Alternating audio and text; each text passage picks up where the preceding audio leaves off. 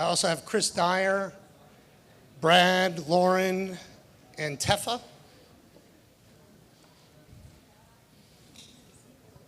Hi. Yep, anywhere you're called. Hi. Hi, Teffa. I'm Tom. Nice to meet you. Nice to meet you too. And then I think we're just waiting on Chris Dyer.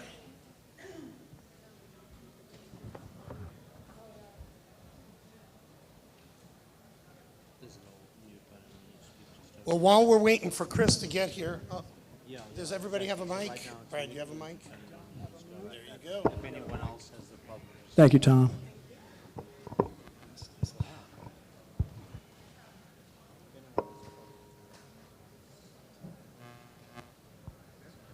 Perfect, thank you.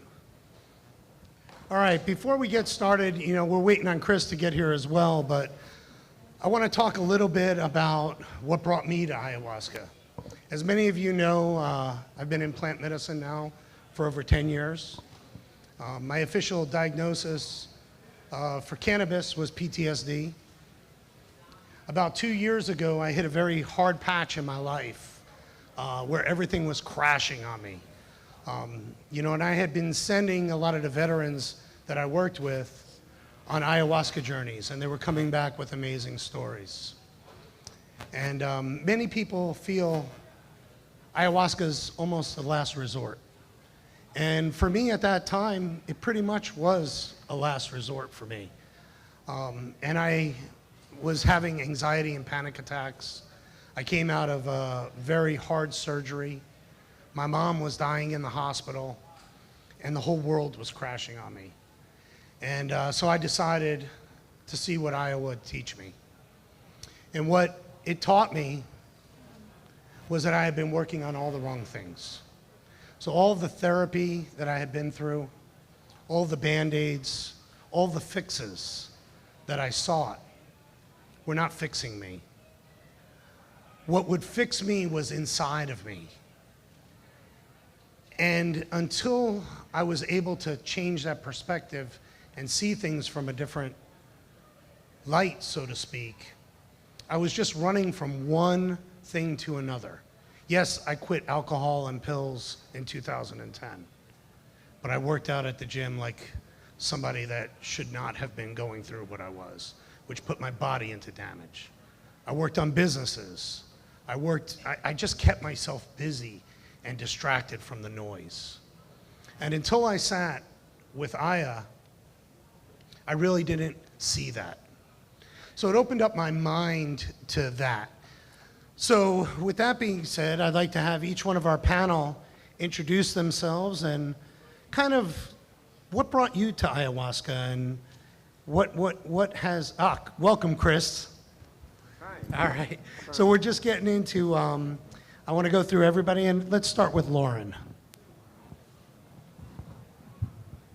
Hi,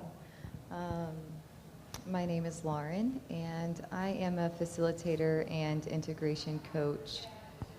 And I mostly do work with ayahuasca and am in service to her as a medicine. How I got to the path, I think, was just like many of us get to anywhere, is we're just trying to be better humans, and we're just trying to be better for ourselves. And I can go into all the bigger details of how it worked out, but really I was just on a path to being better. And on that path I've been a lot of places, and some of them stuck and some of them didn't. But my first journey with ayahuasca, she kind of showed me all of this. And it was just following that and doing my best that kept me moving forward with her and connecting with her. So how I got there is how all of you got right here, is we're just trying to be better, and we're trying to find methods that work and are sustainable, because a lot of things that we were using were not sustainable. So I'm glad you're here. Brad? Hi, everybody. So currently, I facilitate ayahuasca ceremonies. I work with Hape. I'm a spiritual guide. And all of this is a drastic change from the Brad anybody knew about 8 years ago. How I got here was through a Kundalini awakening sitting on my couch one night, and it was intense. And for somebody that was an atheist materialist, it shifted things, let's say, more than slightly. About a year and a half after that, I wound up at an ayahuasca church and sat with ayahuasca, and very rapidly realized that people were having these deep spiritual breakthrough moments by sitting with ayahuasca, very similar to what I experienced through my Kundalini awakening. And I saw the freedom that it provided and the suffering that it could alleviate. And from there, I started to volunteer. And after several years, it's the only thing I want to do. I literally get to watch miracles every single weekend as people lean into this medicine. And it's not easy. Not many people come to ayahuasca because they are looking for fun. They show up because they're sick and tired of being sick and tired. And as Tom mentioned, oftentimes it's used as a last resort. But it doesn't have to, you know. And again, I'm so fortunate and blessed to be able to sit with this medicine regularly and watch those suffering sit with this medicine and awaken to deeper states of reality and who they truly are. So, yeah. Thank you, Brad. Teffa? Hi, I am Teffa Honan. I'm the co-founder of Pachamama Munai. We're a sacred healing church and wellness center in Lutz. And I work with Taita Pedro. He's a shaman from Colombia who I've been working with for about 10 years. And he brings the ayahuasca de Yahe from Colombia. And I got the opportunity to meet him 10 years ago, and the medicine saved my life. I was 22 years old, and I was very confused, very lost, as anybody at 22 years old. And the medicine really helped me to align myself to my highest frequency, release addiction patterns, anxiety, depression, suicidal behavior, and really understand myself and what had happened in my life that had brought me into those states. And after healing with the medicine for many years, I manifested my husband, and we are married. We have 2 children, and I am super aligned as a mother, which I never thought I would. I did not want to have children before ayahuasca. And then she showed me the beauty of being a mother. And 4 years ago, I was chosen as an apprentice of Taita Pedro, and I've been sharing the medicine under his mentorship. And my specialty is working with women in women's retreat, working with the medicine. This medicine aids for the healing and the transformation of our being. It can take us into states of dealing with death, dying to the old, and renewing yourself in the same life, which allows you to pretty much have past lives and then become a new self here in the now.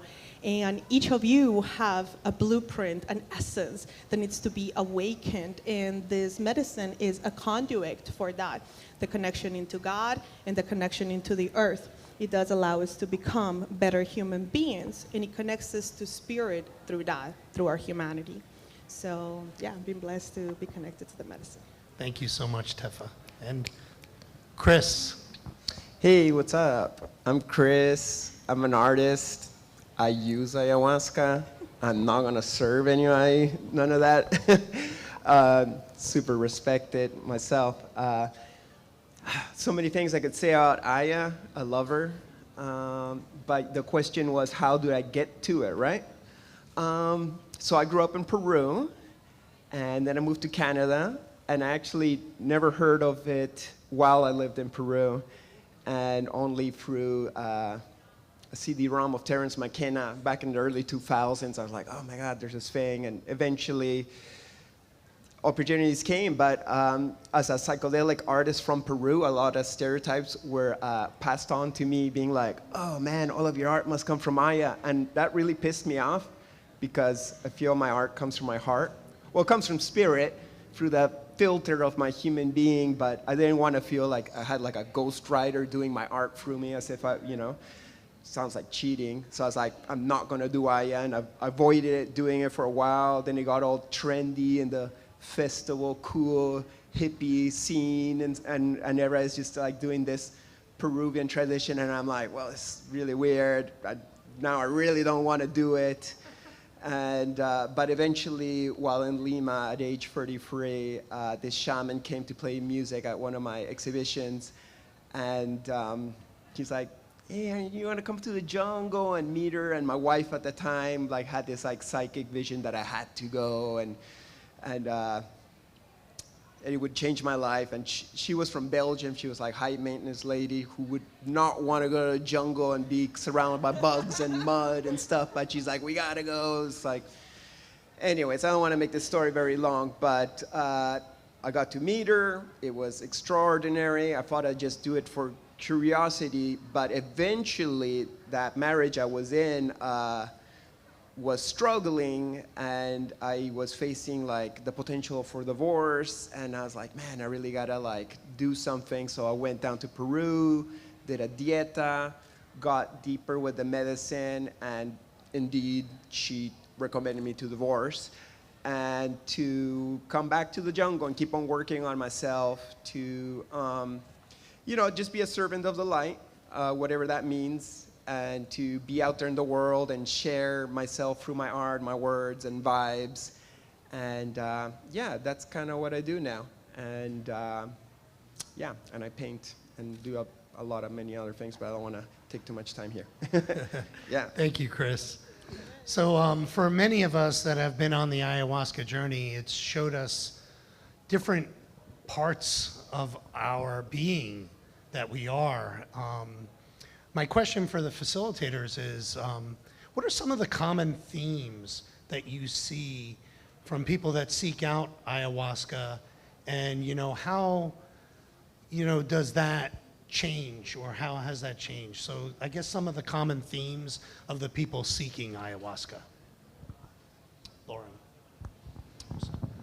I think the biggest one is just coming into self-love, and so taking away what keeps you separate from loving yourself completely, and not the good parts that you're willing to look at, but going into the darker parts and finding a way to understand that so that you can love it fully. And then when you love that fully, you come into this whole new awareness within self. So I think that's the biggest thing that I see. It's all encompassing, getting rid of shame, guilt, judgment, expectation, attachment. There's so many nuances underneath that, but all of that is just to get you to the place where you love every aspect of self. So love, finding self-love. Brad?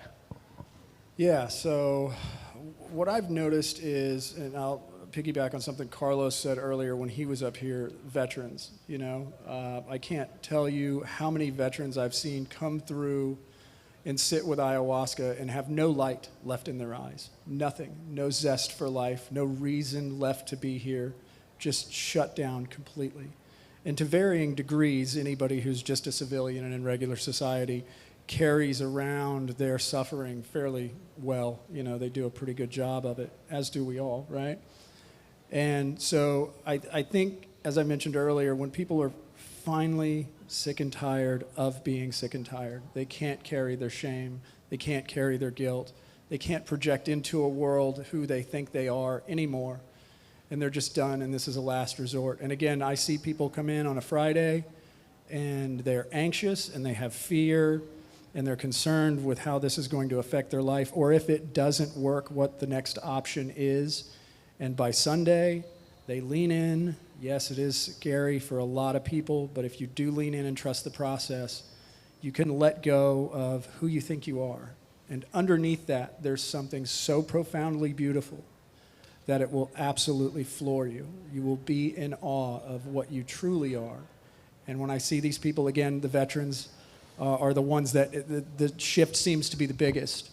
And I mean, the light is on and it's bright and you can see them shining, and they go back out into the world and it's like a boat wake. They're experiencing love and it's radiating through their heart. And you can hit people with that. Again, like a boat wake, you go back out into the world and it affects those around you, and it is just so empowering and so beautiful. And like I said, I just feel so blessed to be able to do this work, so it's wonderful. Thank you, Brad. Teffa?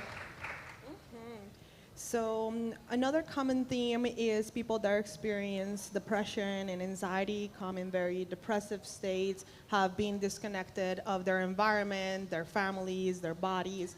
And ayahuasca is a cleanser. It detoxifies your liver, your bladder, your colon, taking out toxins out of your body that is also holding energy from all your life. Everything that you've eaten holds the toxins there. So when that gets cleared up, people start to see their life with much more brightness in it, and understanding the things that they already have, and being grateful, being grounded, not having so much anxiety, and it pushes out your depression. You just feel reconnected with what life actually is, which many of the things in the society right now holds us down, makes us anxious, looking at things, what is the next thing, what is the next thing? With this plant, we sit and we learn how to relax into the now moment, and it gives us the ability to be happy in the now.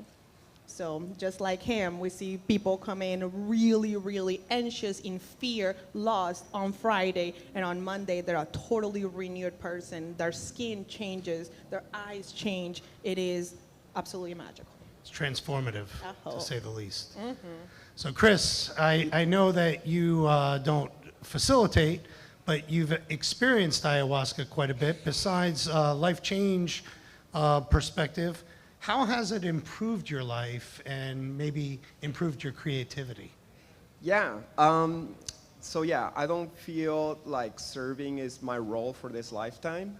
I'm stoked on that because it sounds like a huge responsibility that takes a lot of work. Like I almost feel like I'd have to be like perfect in order to like hold that space for other people, and that's like I'm not there yet. Does that ever do you ever arrive, right? But you still always just polish a diamond. Nevertheless, as an artist, I've offered art retreats in the jungle of Peru 7 times. So I just teach the art, I'm a patient, and I'm there for my students, and then I put them in the hands of a shaman at the time. And it was always such a blessing for me to offer this experience to these people who just, everybody's hurting, everybody's hurting. We're all hurting to different levels, but I'd see my students and there was always like the different levels of hurting, and I'd see the archetypes. There was always that very quiet lady who could barely speak, and by the end of the retreat, she started to just come out of her shell, and it gets like, healed in 1 or 3 ceremonies, but we take like a little step closer and we get to see who we really are if we're lucky enough. I resonate with I think the goal of the video game is just to love yourself. And if you can love yourself, then you just put down your guard because you're good. And then you can love other people. And then if we all do that, then the world's amazing because we're all just loving each other and loving ourselves. As for my path that you asked me, what have I learned? I don't know, a bunch of stuff. I think if I start talking, then I'm just gonna take the rest of the time, and I don't want to hog the mic. But yeah. That's amazing. Thank you, Chris. Yeah, no problem. So that glow and that feeling after that experience or that awareness or that awakening that happens, whether you sit with ayahuasca, sit with mushrooms, a lot of times that wears off, or going into the experience, you're not prepared for it. So that brings me to my next topic about integration. So we talk sometimes about pre-integration, we talk about post-integration, and how we could do certain things in our everyday life to help extend or keep us on the track that we're made aware of. How important is integration in the journey of using plant medicine that is as strong as ayahuasca? Yeah. To me, it's my favorite part, and I think it's the most important part. But I think that's relative depending on how you experience the medicine and how the medicine relates to you in your life personally. When we go onto the mat, we get these great awarenesses, and these awarenesses can bring us into this place where it's like we've got it all figured out. But then you go home and you have the same triggers coming at you. And you have to figure out how to navigate those triggers. And so that means your habits have to start, they don't have to, but it's a good idea to start changing your habits that are a little more gentle on yourself, gentle on your body, gentle on your mind, gentle on your spirit. Rest more.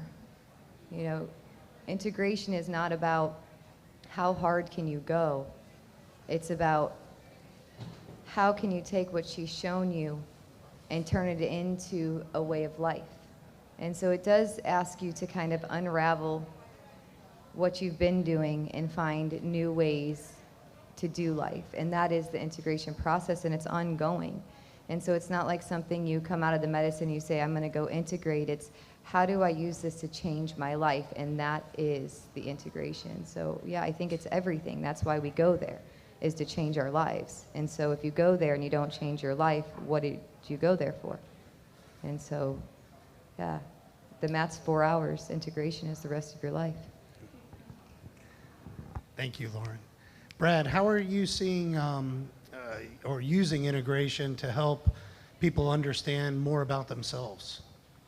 Yeah, so Lauren and I, shameless plug, we offer integration sessions every other Monday for people coming off the mat, right? And the reason we do, and we offer it at the church as well, but the reason I believe integration is as important, if not more important, than getting on the mat itself is because if you don't find a way to apply what you've learned, it will fade. You've spent an entire lifetime building this persona, dragging around all this heaviness, and projecting that into the world. And when you get on a mat and you sit with ayahuasca, sometimes you can have a complete ego dissolution altogether. And you'll see these, you know, as Lauren mentioned, you'll find these profound states of awareness. And you think, well, I got it licked now. And you go back into your daily life, and those same triggers are there, the same people are around, the same situations. And again, if you haven't found a way to apply it, these patterns that you've built over your lifetime, they know how to function. They don't need your help to show up. Just like you don't need help today to ride a bike if you haven't ridden a bike in 10 years.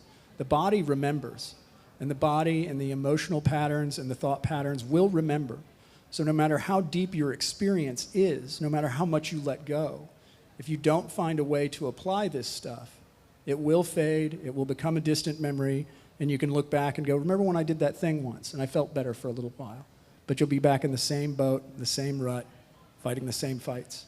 And most of those battles are internal. Most of them are going to be in our head. And then, of course, you have this head, emotional thing that gets going, and the head feeds the emotions, and the emotion feeds more of the story, and then here we are in this loop. And, I oftentimes during an integration process, I'm trying to tell people to just, you don't have to do anything new. Just put the shovel down. Just stop digging.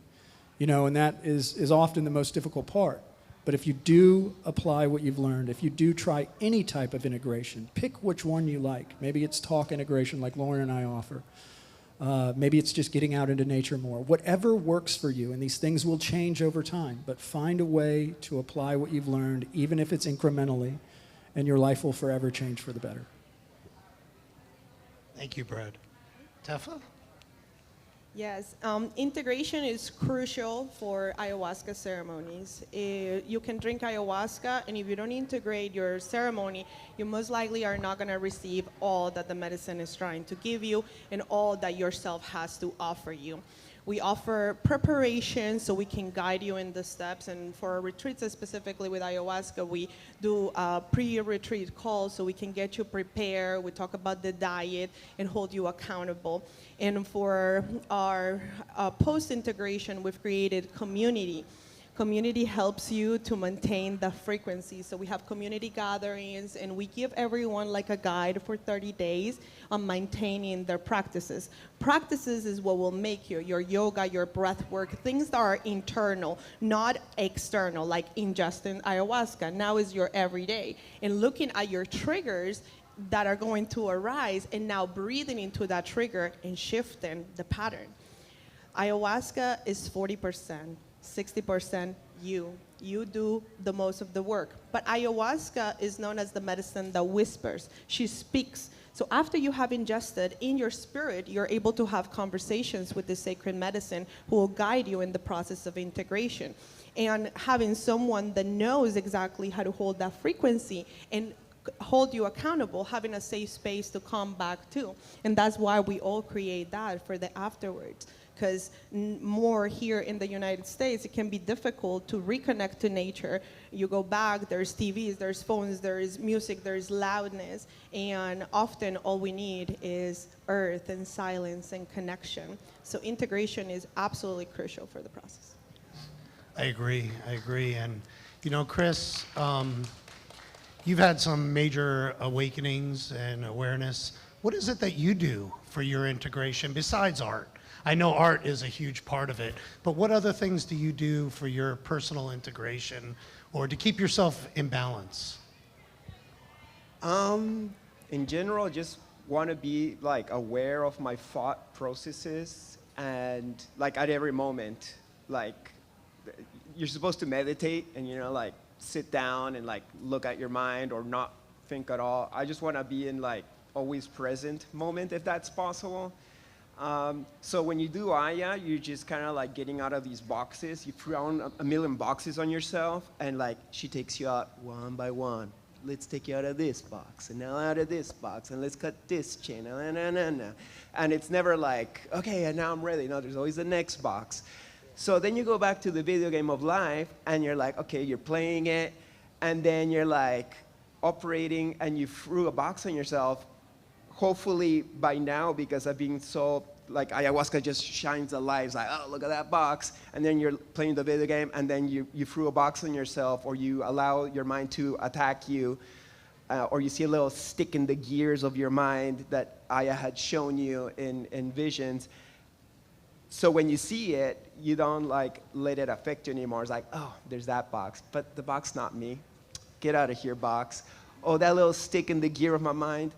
That's just a virus that got in, some wrong coding that somebody injected to me at age 5, and what can I do? It's there, I can observe it and be like, okay, cool, thank you very much for being there, and you know, I honor you, little stick in my mind, but I'm gonna just let the gears flow into a place where I'm just like chilling and relaxing and self-loving and not fighting myself and not fighting the world.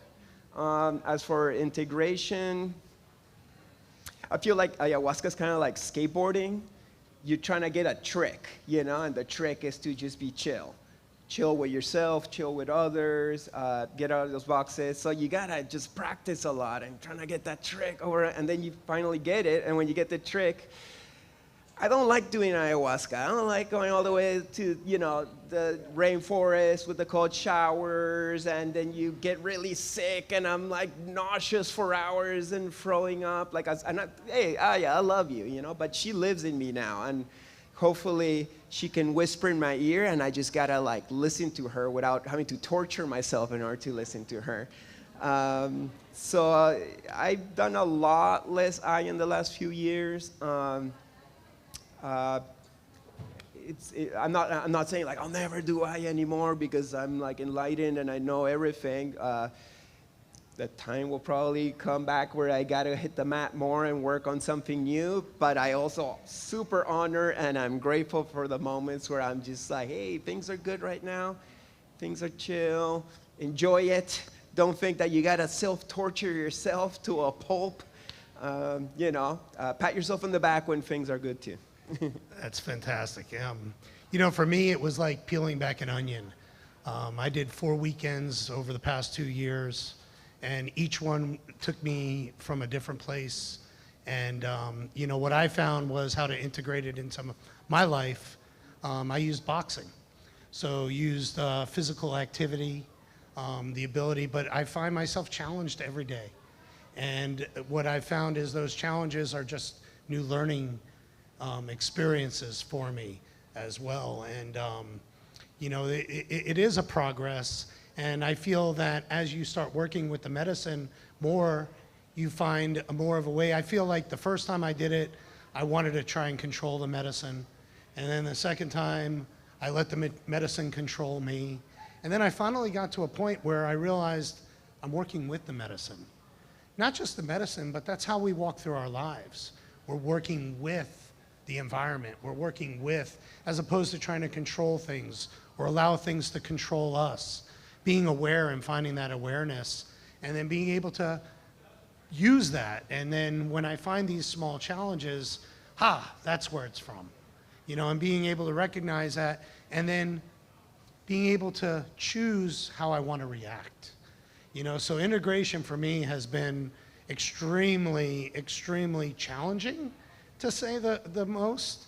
And that's why I went back for so many weekends that I pretty much went every 3 months for a while. Because in the beginning I felt like everything else, like cannabis. You know, give me this and it will work. You know, just like the doctors conditioned us to the medical treatments or the pharmaceuticals. Take this pill, take this. And I feel that ayahuasca is much bigger than that, you know, and that we all move through different stages. And I see that there's a stage of awareness and trauma resolution. I see a stage of shadow work, and then also moving into light work and how we can use this to improve our lives. With that being said, you know, how do you see that it's improving your lives? I could literally talk about that forever. You know, the biggest thing that I think, maybe I'll just go with where I'm at right now, is I'm all caught up. And what I mean by that is we go to the mat and we're trying to catch up on these past traumas. And we're trying to figure out how to heal these wounds that we've been carrying around for a long time. And through the process, you start healing things one by one. But if you continue the process, at some point you catch up. And then you get to begin to heal in real time. And to me, that's been the biggest thing, is that when I'm going through something challenging, I don't have to carry it with me. I know how to do it right now, instead of let it stick and let it create more trauma, let it create more disease within my body. And so that's the biggest improvement, is healing in real time and not carrying any baggage with me. Wow. And the tools that you're developing allow that. Brad? Yeah, so I'll piggyback on what Lauren's saying here, because something I want to point out is that the goal for sitting with ayahuasca is to not get really good at sitting with ayahuasca. The goal with ayahuasca is to come to a point where you no longer need medicine, and you can start to do that healing in real time. Essentially, you see all the patterns doing what they're doing inside of you, and before the trauma is created, you just watch it pass, right? This too shall pass. I think Buddha said something like that. You watch the emotions come and they go. You watch the thought patterns come and they go, and you no longer cling to them. Now, that's not to say that Brad is healed and I'm in some kind of enlightened state. No, this thing still thinks it's a character. It still believes itself to be Brad. So the ego structure just gets more sneaky, you know? It starts to attach in different areas. I still go through all the stuff. But when you start to cultivate deeper states of awareness and you sit with things like ayahuasca to do the cultivation of that awareness, then as life starts to move forward, and especially the big moments, even when you haven't been on a mat for 6 months or maybe a year, there's not that clinging to it. And there is that healing in real time. There's the recognition of, oh, this is a pattern. If I continue into this, this is going to create suffering. It's going to kind of hurt. So I choose not to. Watch it come and watch it go. And then when it's time to get back on the mat, you will get a call. Ayahuasca damn near picks up the phone and says, hey, it's time. You know, you get the calling. And so when you get that call, I'd suggest you listen. Thank you. Thank you. Who are you going to call? Teffa? Yes, I have seen major improvements. When I first started sitting with the medicine, it was being able to deal with big emotions, changes in my life, being able to regulate my nervous system with grace and ease. I saw a huge improvement on how my brain works. I believe that my brain works like 1,000 times better than it has ever. And I have 2 children, 2 dogs, and a whole community, and things flow every day with love and grace. I'm very heart-centered. I feel my heart very open. Move the energy from my mind down into my heart. And it also connected me to other humans. She does this calling on everybody in the space, and we get to activate what it is, the sacred family energy, where we are family with all that is, and all of us are one.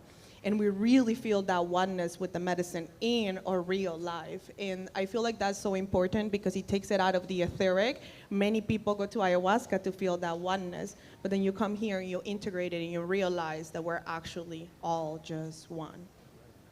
Oh, yeah. Chris, would you like to add anything? Of course. Yeah, lots of benefits for sure. For me, mostly it's perspective of what is reality, from going into that space where you stop being the ego, mind, avatar, human, and then you like melt into the oneness consciousness of reality. The message that has come to me many times is that I'm just playing a video game right now, but in reality, I'm like, I and all of us are just God, and God just wanted to play a video game that's super realistic as all of us, fractalized. So then when you see it like that, it's just like, I'm just God playing a game. Good, bad, different variables, you know. At the end of the day, I'm in the hand of all creation, and I am eternity and endless love. And actually, the video game already ended long time ago.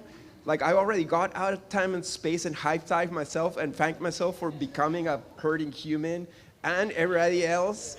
But there's no losing the video game because it's like it's a safe place of consciousness. So with that perspective, then I'm just like, cool, let's have fun. I'm just God humaning. Like, how can we, like, you know, make it nicer for other people? How can we spread the vibes?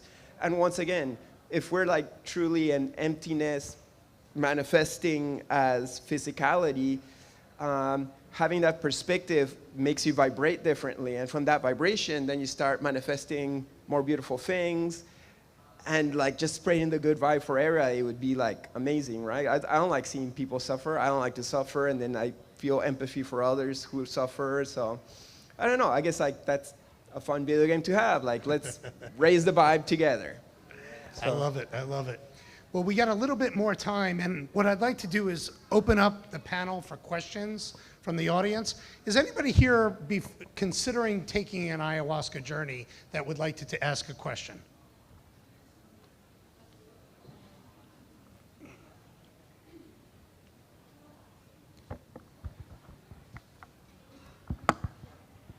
Thank all of you. This has been great. I am relatively new on the journey of plant medicine, and I'm going to put you on the spot. Should I go down the path of psilocybin, or shall I go down the path of ayahuasca, and pros, cons, in terms of someone really wanting to go into a deep healing experience and grow from this very intentionally? Thank you. I have a question. Why do you think there's only one path?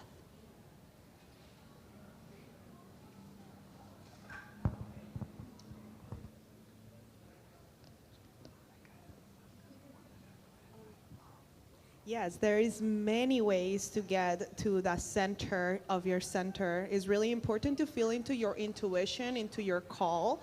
We're talking here about the call of the medicine. It's like a feeling where you know where you're going. You kind of just let your body lead you into the medicine that is calling you. Because right now you're trying to choose from here. But if you drop here, then that heart will guide you to the exact plant that you need. And if it's ayahuasca, well, it's a little bit stronger on the purgative side. Mushrooms don't make you purge so much. It's a different kind of frequency. In our tradition, mushrooms are seen and known as niños santos, which is the saint children. They're more like an inner child kind of energy versus ayahuasca, a grandmother essence. She is going to be a little bit more stern, a little bit more structuring where she's going to take you and she's going to lead you into those spaces, and it's a physical response for many hours. But you have to ask yourself into your heart, where is my heart calling me? And that's where you should go. After understanding all the knowledge, here is really where your choice should be coming from. That was such a great description. I learn more under ayahuasca, and I feel I play more under mushrooms. If that makes sense. And it's because my inner child does come out through mushrooms. But Jody? Hi, my name's Jody James, and despite the jacket, I didn't necessarily get stuck at cannabis. There are lots and lots of paths. I am kind of anti-cult of personality, right? So I want to be careful. When I make the decision to get involved with ayahuasca, how do you judge the person who gives you the medicine? Don't take candy from strangers. How do I find a safe therapeutic place to explore this? Great question. I'll jump in on that one. So, just like any plant medicine at all, you want to have some idea of who you're sitting with. Reputation is important in these spaces. In the States, there are several places you can get involved. There are road shamans as well. But do your research up front as to who you're going to be sitting with and ask questions about the medicine itself. Where was it made? Was it made local? Was it made on site? Did you buy it from someone? Is there going to be medical staff on hand? Do I even get checked in? Do you want to know what medications I'm taking or have been taking? So you want to be very upfront and honest with the person serving you ayahuasca as to where you are in your journey, especially physically, what you're ingesting, what type of food you're eating, what type of supplements you're on. But I would be very open to digging deep on the questions as to how long have you done this? How many people have sat with you? How much medicine have you served? Where is that medicine made? And are there any questions that I'm not asking that I should be asking? Yes?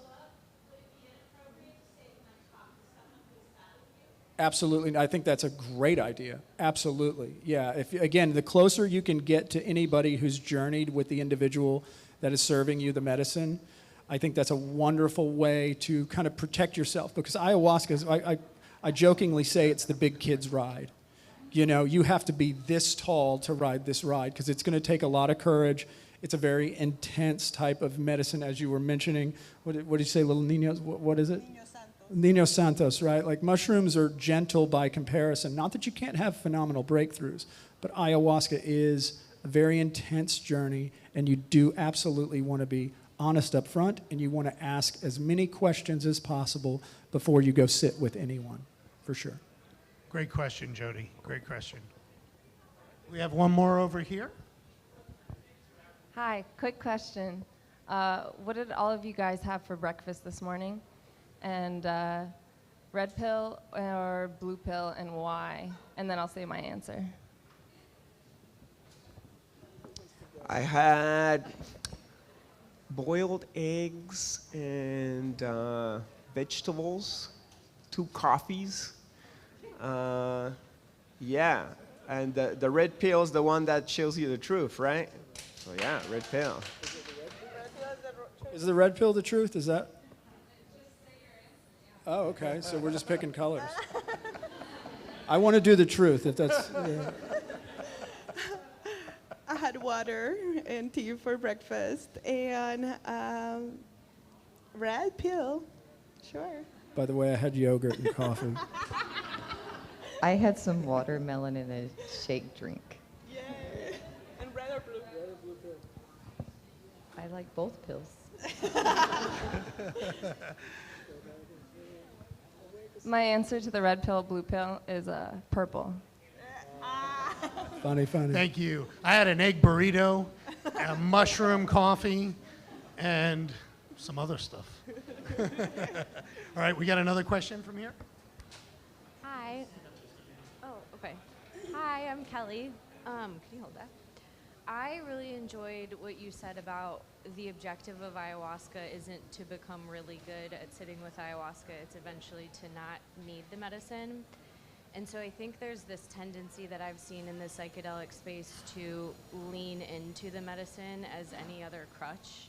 So like I've sat with Aya 47 times, and I have this, that kind of speech that people give, and I have a difficult time having conversations with those people in a way that's like productive or that guides them back into a space of understanding that it is indeed medicine, and it's not like this, it's not necessarily meant to be this super consistent part of your life that you're using all the time. So how do you work with people that are in that space to optimize or change their relationship with the medicine back to how it's intended?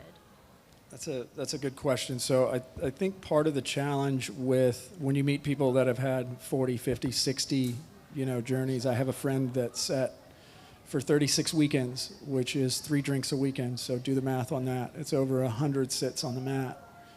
And sometimes the challenge is not that they're doing it for the wrong reason. It's that they may have put down this baggage and then that baggage and then these bad memories and these patterns, but they haven't ever fully let go. So they always have this sense, or I shouldn't say always, but they often have this sense of there's something more to learn. And they keep kind of missing that early left turn where if you just completely let go, like all the way let go of the sound of your name, who you think you are, control of anything.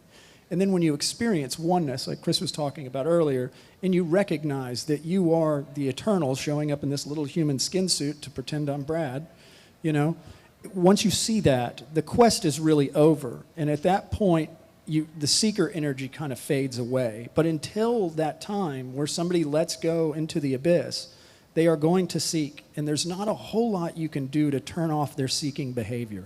Whether they're seeking on an ayahuasca mat, they're sitting an hour's worth of meditation or yoga, they are going to seek until they stop doing the task of being the seeker. Yeah. I saw it like it was my job, and I came into this space from coaching people on how to run their businesses better and be more competitive. So it was very difficult for me to change that philosophy of goal-oriented to intention-oriented, and it took me time. I was therapy resistant for many, many years, many years. But it wasn't until I was able to actually see that myself. Yeah. So, yeah. I wanted great to add a little something too, is that anybody who builds a relationship with ayahuasca has a very personal relationship with ayahuasca.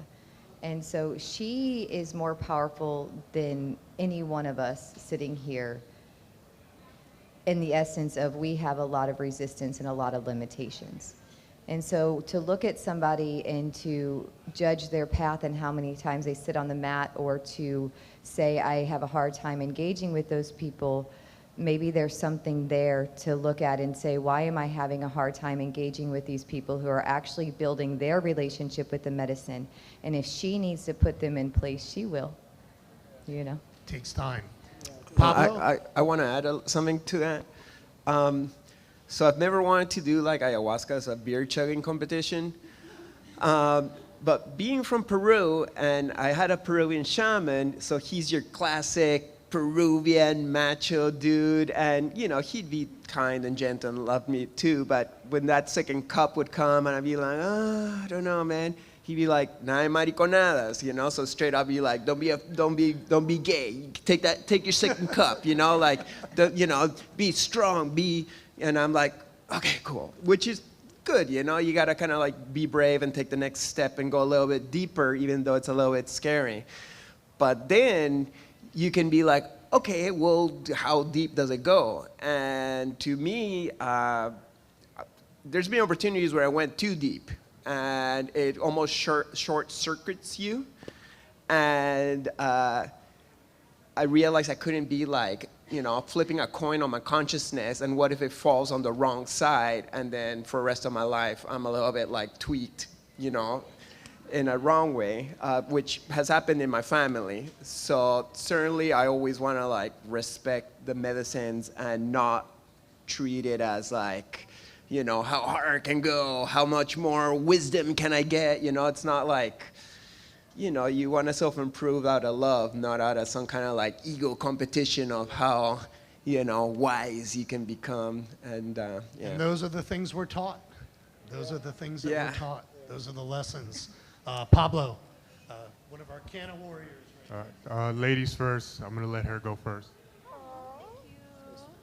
So I I just have a question about the idea of microdosing after a journey. So I've done that with mushrooms, and that perpetuates the journey. And I did that one time after I was blessed with having some extra. And so I microdosed it over like 4 days afterwards. And it felt like really deeply integrating. It felt like I would jump back into little spots of importance and gather more information.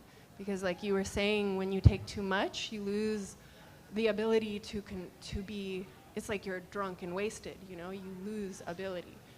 But when you take just enough, or even a microdose, you work with her. So I've never heard any shamans offer microdosing, but I found it to be really beneficial, so I wanted to ask. I got no experience with that. In the traditional sense, we come into having the connection with the medicine, and it's that strong, you're out of the control of it, because that's where you're open and fully your subconscious, and you're not being able to hold anything back. So these ceremonial experiences, deep ceremonial experiences, are very important for us to not be like, well, I just put my toe in and then see what happens, and you're not allowing yourself to be released and transformed by the power of this medicine. After you have drank the medicine and you have gone into those spaces, the microdosing can really hold you more if you're experiencing like depression, anxiety, suicidal behavior. Just a little bit before you're going to sleep. And of course, you should know who made the medicine and where is the medicine coming from and who's